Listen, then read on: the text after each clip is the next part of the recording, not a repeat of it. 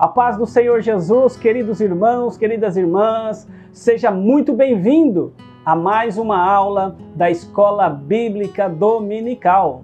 Eu sou o pastor Evandro Ribeiro e é uma honra tê-lo aqui para junto nós aprendermos um pouco mais da Palavra de Deus. E nessa oportunidade, nós vamos estar estudando a lição de número 2, que tem por título O Novo Nascimento. Hoje nós vamos falar sobre regeneração. Você sabe o que é regeneração? Já entendeu esse termo? Nós vamos aprender. Ou seja, mais uma pergunta, você já é regenerado? Você já nasceu de novo? Nós vamos estudar a segunda lição da Escola Bíblica Dominical CPAD Adulto, que neste trimestre nós estamos estudando o Evangelho de João, né? E o Verbo se fez carne, Jesus, sob o olhar do apóstolo João. Eu já te convido nesta oportunidade, curte esse vídeo aí, isso mesmo. Se você não curtiu, curte esse vídeo, se inscreva no nosso canal e compartilhe esse conteúdo. Eu tenho certeza, fique até o final, será uma bênção. Será uma bênção para a sua vida. Eu tenho certeza que vai agregar, vai abençoar o seu ministério, tá bom? Nós vamos lá para a lição de número 2. Nessa ocasião, nós vamos estar estudando o capítulo de número 3, né?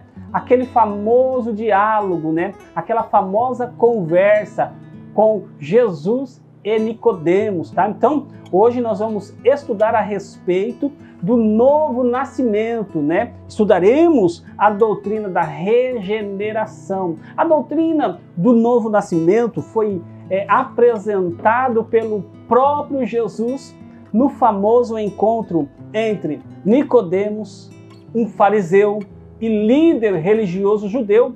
E essa conversa entre Jesus e Nicodemos revela um dos textos bíblicos mais relevantes, isso mesmo, mais importante para a explicação da doutrina da regeneração. Jesus ele afirmou com autoridade: aquele que não nascer de novo não pode ver o reino de Deus. Está lá em João capítulo 3, verso de número 3. E essa declaração, queridos irmãos, revela que a entrada no reino de Deus não depende de méritos humanos, conhecimento religioso ou qualquer linguagem ética, mas de uma transformação espiritual, uma transformação radical, operada pelo Espírito Santo. E quais assuntos, queridos, nós vamos abordar? Quais assuntos nós vamos estudar? Então, nós vamos estudar o diálogo entre Jesus com Nicodemos, vamos analisar alguns pontos sobre esse diálogo, né? Que é o encontro de Jesus com Nicodemos, também a necessidade do novo nascimento e também o novo nascimento e a obra do Espírito Santo. Tá? Lembrando que nós vamos seguir o currículo como está proposto, ponto por ponto e tópico por tópico, subtópico por subtópico, tá bom? Qual que é o objetivo, né? São 3 objetivos. Primeiro, relatar a conversa entre Jesus e Nicodemos. Segundo, examinar a doutrina da regeneração. E terceiro, elencar os meios da obra regeneradora. Qual que é o textuário? O textuário está em João, capítulo de número 3, verso de número 3. Jesus respondeu e disse-lhe: na verdade te digo que aquele que não nascer de novo não pode ver o reino de Deus. Verdade prática: o novo nascimento é um modo bíblico de transformação radical da natureza do pecador. Vamos já para o primeiro tópico aí, que é o encontro aí, né, de Nicodemos com Jesus. Jesus e Nicodemos. Primeiro ponto, subtópico aí, quem era Nicodemos? Nicodemos, ele era um fariseu. Nós já vemos no capítulo 3 o verso de número 1 do Evangelho de João. Está lá na leitura bíblica em classe, mas quero também que você acompanhe comigo. Evangelho de João, capítulo 3, verso 1, dizia assim, ó: havia entre os fariseus um homem chamado Nicodemos, um dos príncipes dos judeus. Então, nós sabemos que ele era um fariseu, né? Os fariseus eram uma seita ou um grupo religioso conhecido por sua rigorosa observância à lei mosaica e também das tradições judaicas. Os fariseus, eles acreditavam na ressurreição dos mortos, diferente dos saduceus, né? Os fariseus também acreditavam na existência de anjos, demônios e também na vinda do Messias, mas eles frequentemente, e nós vamos ver, Jesus até advertindo, né, que eles se preocupavam mais com a aparência externa, né, uma aparência de piedade, de que jejuava muito, do que com a transformação interior do seu coração. Nós vemos lá em Mateus 23, o verso número 27. Então, Nicodemos, além de ele ser fariseu, ele também era um membro do Sinédrio. O que era o Sinédrio? O Sinédrio era um conselho que governava os judeus, ou seja, um conselho de governante dos judeus, composto aí por 70 líderes religiosos e políticos, né? No verso 1 nós vamos ver que ele era um dos principais dos judeus. Isso significa que Nicodemos, ele era uma figura de autoridade e influência em Israel. Ao longo dos evangelhos, Nicodemos aparece em momentos cruciais. Primeiro nós vemos Nicodemos aparecer aí mesmo, né? Nicodemos procurou Jesus durante a noite, João capítulo 3, verso de número 2. Este de noite foi ter com Jesus. Ele disse: Rabi, sabemos que és mestre. Então primeiro nós vemos ele aparecer aí. Também nós vamos ver lá em João capítulo de número 7, o verso de número 50. Nicodemos aparece mais uma vez. Olha lá, Nicodemos, um deles, que antes fora ter com Jesus, perguntou-lhe: acaso a nossa lei julga um homem sem primeiro ouvi-lo e saber o que ele fez? Então, nós vemos essa segunda aparição de Nicodemos, ele defendendo Jesus de uma condenação precipitada, né? Ele argumentando que a lei exigia um julgamento justo antes de qualquer decisão. E finalmente, lá em João, capítulo de número 19, o verso de número 39, vamos acompanhar? Aparece mais uma vez. Nesta ocasião, lá, e também Nicodemos, aquele que anteriormente viera ter com Jesus à noite, foi levado cerca de 100 libras de um composto de mirra e aloés. Então nós vamos aí a última aparição, a terceira aparição de Nicodemos, participando aí do sepultamento de Jesus, trazendo cerca de 100 libras de especiarias para embalsamar o corpo do Senhor. Um ato que demonstra sua fé e uma fé crescente em Cristo Jesus. O ponto 2 aí, nós vamos falar aí, o reconhecimento de Nicodemos sobre Jesus como mestre. Nós vemos a busca de Nicodemos por Jesus. Vemos que essa busca sugere que, apesar de sua posição religiosa, ele reconhecia que havia algo diferente no mestre. Suas palavras iniciais, Rabi, sabemos que és mestre vindo de Deus. Ele e outros líderes religiosos, possivelmente judeus, estavam cientes dos sinais e ensinamentos de Jesus. Mas ainda eles não compreendiam. Eles não entendiam plenamente a sua identidade, a sua missão.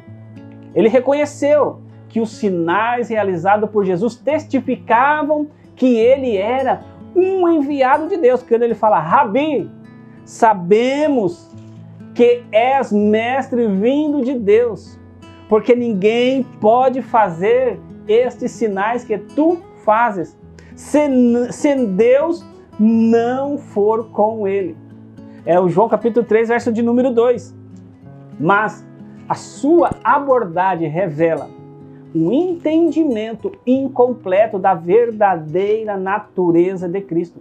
Ele via Jesus como um mestre divinamente inspirado, mas não como o próprio Filho de Deus e Salvador da humanidade. Jesus, conhecendo o coração de Nicodemos, não respondeu diretamente ao seu reconhecimento dos milagres, mas foi direto ao ponto central. Na verdade, na verdade, te digo que aquele que não nascer de novo não pode ver o reino de Deus. Essa resposta surpreendeu Nicodemos. Eles esperavam que a entrada no reino de Deus estivesse relacionada à observância da lei, à descendência judaica, mas Jesus revelou que o essencial não era uma mudança externa, mas uma transformação interior operada pelo Espírito Santo. Nós vemos aí que Nicodemos representa muitas pessoas que reconhecem Jesus como um grande mestre, um profeta, mas não o aceita como Salvador e Senhor. Isso mostra que o conhecimento intelectual sobre Jesus não é suficiente para a salvação. É necessário um encontro pessoal, um encontro transformador com Jesus. Olha o ponto 3, desculpa. O diálogo entre Jesus e Nicodemos. O diálogo entre Jesus e Nicodemos é um dos mais profundos, como eu já mencionei. Um dos mais profundos aqui no Novo Testamento, porque Jesus usou uma linguagem simbólica e espiritual para explicar verdades eternas. Enquanto Nicodemos, inteligente, lutava para entender o que Jesus estava dizendo. Quando Jesus falou sobre nascer de novo, ele usou a palavra grega, anotem, que pode significar de novo ou do alto. Isso mostra que o novo nascimento é tanto uma renovação espiritual quanto uma renovação divina, ou seja, uma obra divina que vem de onde? Vem do céu. Nicodemos entendeu a declaração de Jesus de forma literal, perguntando como um homem poderia nascer de novo sendo velho. Isso revela a dificuldade humana de compreender as coisas espirituais sem a iluminação do Espírito Santo. Olha, 1 Coríntios, capítulo de número 2, Paulo vai nos dizer. 1 Coríntios, capítulo 2, o verso de número 14. Isso mesmo, ó. Ora, o homem natural não aceita as coisas do Espírito de Deus, porque eles são loucuras e não pode entendê-las, porque elas se discernem espiritualmente. Preciso que da iluminação do Espírito. E Nicodemos, ao perceber que não compreendia sua mensagem, Jesus enfatizou essa natureza espiritual do novo nascimento. E ele vai dizer: na verdade, te digo que aquele que não nascer da água e do Espírito não pode entrar no reino de Deus. Ele vai mais fundo. Ele apresenta algo mais para tentar esclarecer para Nicodemos que não era um nascer físico. A mulher, o homem voltar para o ventre da sua mãe, não. É da água e do Espírito. E aí nós vamos para o ponto de número 2, o tópico número 2, que é o novo nascimento, a obra da regeneração. Ponto 1, o novo nascimento. O novo nascimento não é físico, mas espiritual. É uma obra sobrenatural de Deus que muda a natureza do ser humano, tornando uma nova criatura. Jesus, ele declara em João, capítulo de número 3, o verso de número 2, que em verdade, que se alguém não nascer de novo, não pode ver o reino de Deus. Nascer de novo em grego é genete, que significa o quê? Pode ser utilizado como nascer do alto ou nascer de novo, né? O anote, né? Que nós falamos quase agora. É uma ação recebida, ou seja, não é algo que a pessoa faz por si mesmo, pelas suas próprias obras, mas é uma obra exclusivamente de Deus, reforçando aí a doutrina do novo nascimento como um ato divino. João capítulo 1, o verso de número 13, olha só. João capítulo 1, verso de número 13, nós falamos na aula passada, na lição de número 1. os quais não nasceram do sangue, nem da vontade da carne, nem na vontade do homem, mas de Deus. Então, o contexto mostra que Jesus se refere a um nascimento espiritual que vem de Deus, não simplesmente um segundo nascimento físico. Nicodemos entendeu de forma literal, mas Jesus explicou que estava falando de algo espiritual. Olha o verso 5 do capítulo 3 e o verso de número 6. Respondeu Jesus: em verdade te digo que quem não nascer da água e do Espírito não pode entrar no reino de Deus. O que é nascido da carne é carne, o que é nascido do Espírito é Espírito. Não te admires de eu te dizer, importa é nascer de novo. Referindo-se aí a uma regeneração espiritual, uma transformação interior operada por Deus. A palavra regeneração tem origem no termo grego palingenésia, ou seja, que significa literalmente voltar a ser gerado novamente. Assim, a regeneração é um conceito utilizado na teologia, especialmente na soteriologia, que é a doutrina da salvação, para descrever o ato divino de transformação interior do pecador. Regeneração é o ato de Deus conceder uma nova vida espiritual a um pecador, capacitando a se arrepender e crer em Cristo. É um renascimento espiritual que transforma a natureza interior do indivíduo. Tito, capítulo de número 3, o verso de número 5, Tito vai nos dizer que não pelas obras de justiça que houvéssemos feito, mas segundo a sua misericórdia nos salvou pela lavagem da regeneração. Aqui, regeneração se refere ao novo nascimento do Cristo operado pelo Espírito Santo. Regeneração e novo nascimento é a mesma coisa. É como uma renovação da vida espiritual. Regeneração espiritual é a obra de Deus no coração do homem, pela qual ele recebe o novo nascimento operado pelo Espírito Santo. Ele recebe um novo coração e passa a viver segundo o Espírito. Olha o subtópico 2 aí, a regeneração como obra exclusiva de Deus. Ou seja, a regeneração é um ato que Deus realiza na vida do pecador, levando o pecador a uma mudança radical do seu coração e provocando uma transformação profunda na sua vida. É um ato exclusivo de Deus. Não é por obras, não é mérito humano, mas é uma obra exclusivamente de Deus, divina. Este processo acontece quando o pecador reconhece os seus erros e a necessidade de um Salvador. Então, neste contexto, Deus ele efetua aí essa obra regeneradora através do Espírito Santo, que concede uma nova vida ao pecador. Por esta razão, a regeneração é uma ação puramente divina. Nós lemos o capítulo 1, o verso 13 de João.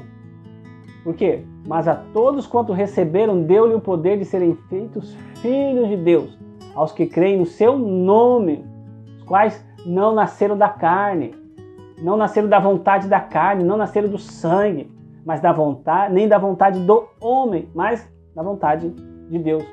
Então, a regeneração é uma obra sobrenatural que só Deus pode realizar.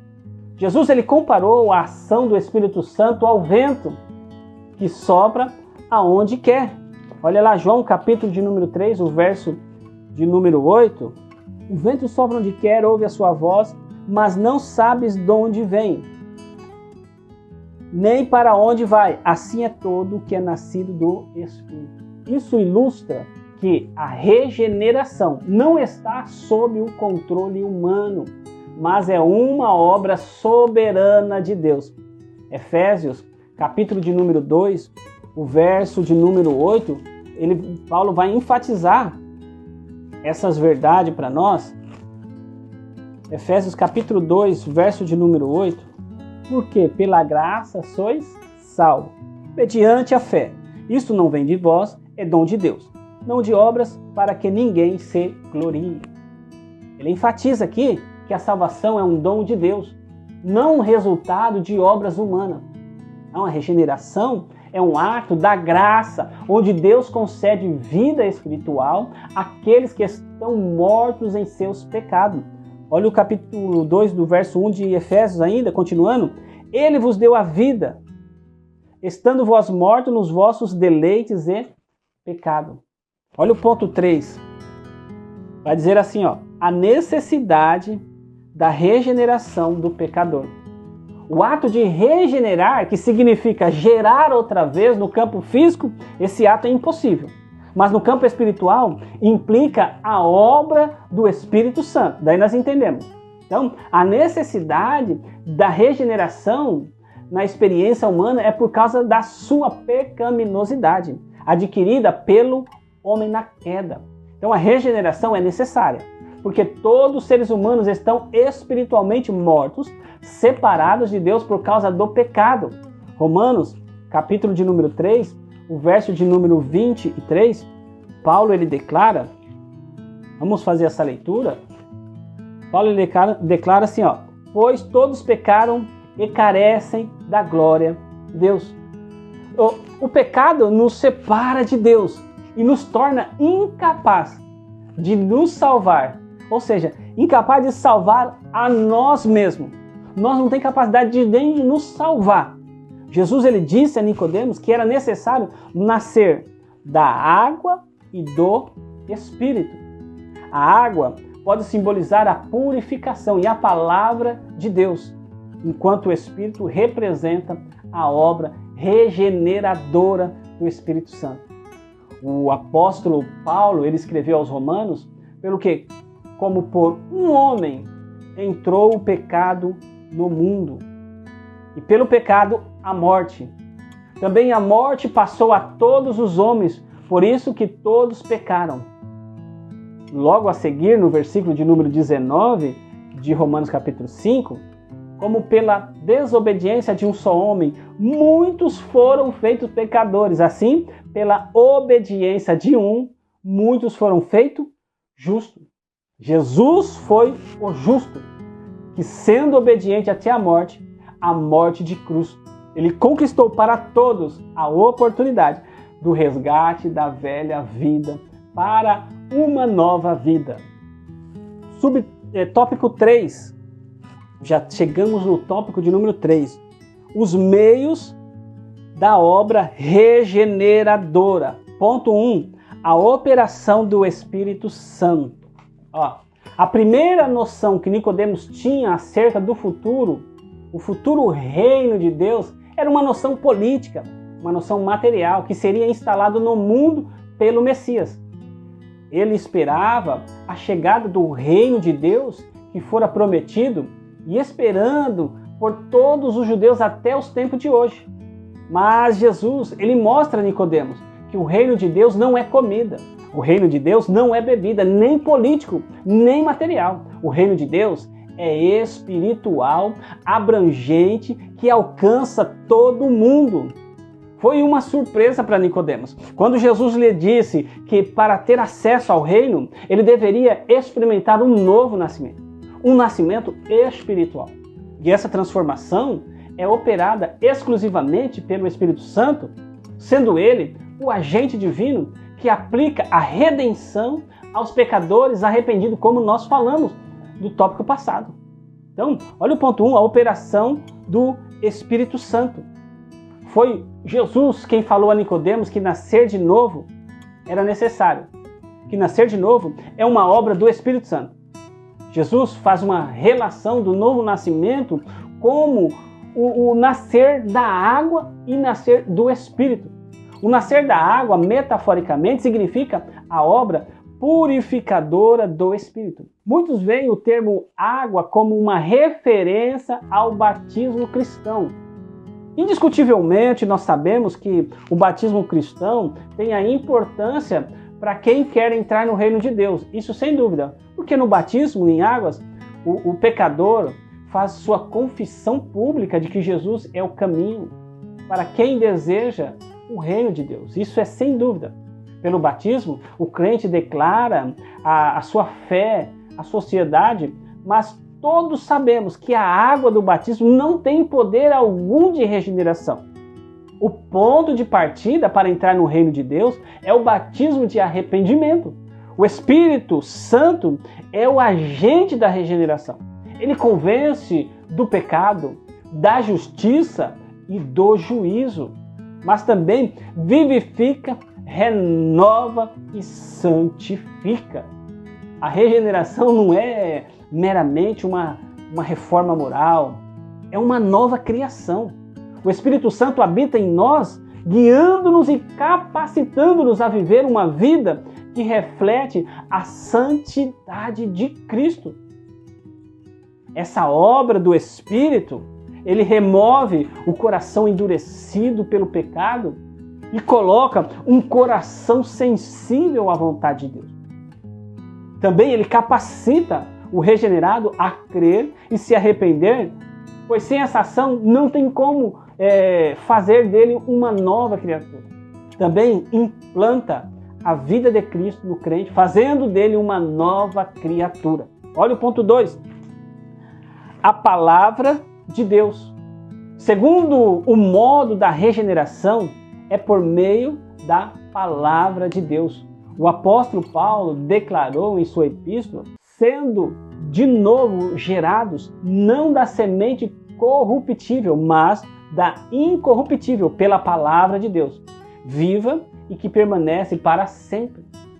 Tiago, irmão do Senhor Jesus, escreveu que, segundo a sua vontade, ele nos gerou pela palavra da verdade, para que fôssemos como primícias das suas criaturas. A palavra de Deus é poderosa, porque cura, porque exorta, porque edifica e tem o poder de operar a regeneração. A palavra de Deus é a semente usada pelo Espírito Santo para gerar uma nova criatura. O poder da palavra de Deus requer das pessoas nascidas de novo apenas a obediência, a prática dos ensinamentos do Senhor. E o último subtópico aí, que é a vontade soberana de Deus, nós vemos, a palavra de Deus ensina que é intenção divina que todos os seres humanos alcancem a salvação e cheguem ao conhecimento da verdade. 1 Timóteo, capítulo de número 2, verso de número 3 e o verso de número 4. O plano da salvação de Deus revela a sua vontade perfeita, desejando que ninguém seja condenado eternamente. Como é mencionado na epístola de Pedro, né? Segundo a sua vontade permissiva, as pessoas têm a liberdade de fazer escolhas, decidindo se buscam ou não o perdão divino e, por consequência, a vida eterna. Logo, o ser humano não pode escapar da sua tomada de decisão. Não tem jeito. Por mais que o desejo de Deus, a vontade de Deus, é que todos se salvam e não venham a perecer, mas cada um tem o seu livre-arbítrio, cada um tem o direito de escolher, tá? Então, para nós concluirmos aí, a obra da regeneração do Espírito Santo possibilita ao pecador a participação da natureza divina. Este recebe pleno acesso ao reino de Deus, bem como a sua filiação divina aos que creem no seu nome. Que Deus abençoe a sua vida. Se você não curtiu, curte esse vídeo, tá bom? Quero agradecer a Deus pela sua vida que chegou até aqui ao final. Que Deus abençoe o seu ministério, a sua família. Fique na paz do Senhor Jesus Cristo.